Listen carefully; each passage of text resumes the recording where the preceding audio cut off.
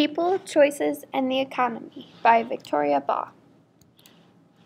There is no such thing as a free lunch, meaning everything has a cost, such as buying a new car, which means spending more money but not having to fix things, or buying a used car for less money and having to pay for more parts to fix things. Individuals make choices on purpose. One must make a rational decision. People make the choice to get a tattoo or to not get a tattoo, especially if they are visible that person made that choice on purpose. Incentives matter. What's in it for me? People work, and with each paycheck, there are taxes taken out. No matter your age, if you're paid, which minimum I think is 14 in Iowa, people at the end of the year, they have to file their taxes, but there's an incentive for that of getting money back. If someone knows that they're going to owe money to the government because they claim too many things on their W-2s, then they might not file their taxes, which is very illegal, but there would be no incentive. Individuals make decisions at the margin, meaning they go through a cost-benefit analysis. Whether it's between buying a house or renting an apartment.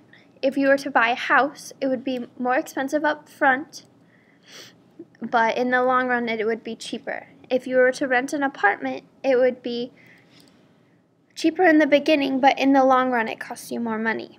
So the compromise would be renting a house. You would still have the luxury of having a house, but instead of buying the full thing, you're just renting from an owner. Decisions have unintended consequences. Every decision has a purpose. For example, people who drink underage and think they will not get caught may be thrown for a loop. They may be involved in a drunk driving accident. They could be seriously injured or charged with a DUI. This is something they wouldn't have thought of in the beginning. Economic thinking is scientific. Companies use this especially with supply and demand.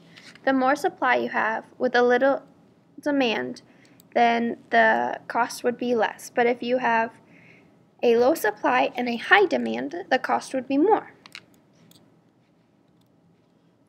The value of a good or service is subjective. You're the one who decides the value of a good or service. Say you wanted Chinese food. You're the one that determines if the price justifies the amount of food you're getting. This Chinese fortune says the value lies not within any particular thing, but in the desired place on that thing.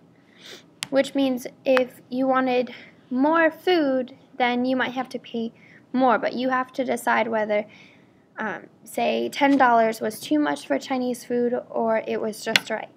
And if you were to get a hamburger, you would say, wow, is $10 too much for a hamburger or is it just right?